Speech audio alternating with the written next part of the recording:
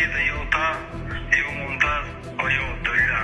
تاسو زه په هغه دنیا کې مینه پرېږدم په دې دنیا کې ګویا پرېږدم ګوډې خرې ته ویلوړ وې برې ته دله اوکې منډلو ادم خانه اورېده ادم خان داسې توره نه ده ښه یار پیرغون له خدای پاک یو موسی پیدا کړی دی.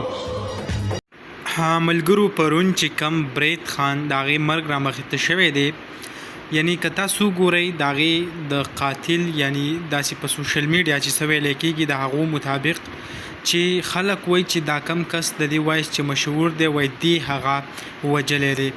دیو په ټیک ټاک لایو کې یا دې نه علاوه په ټیک ټاک کې په خپل منځ کې څه وران شوي دي، نو هغې له سببه چې کم دی دیو بیا داسې چل کړی دی چې خپل یو بل ته داسې دمکیانې ورکړلي، نو دغه بل هلک پسې هم څه دمکي ورکړله او بیا چې کم د دې دا مرګ اوس رامخته شوی دی، نو خلک هغه په سوشل میډیا دا شیر کوي او وایي چې د دې پکې هغه لاش ته.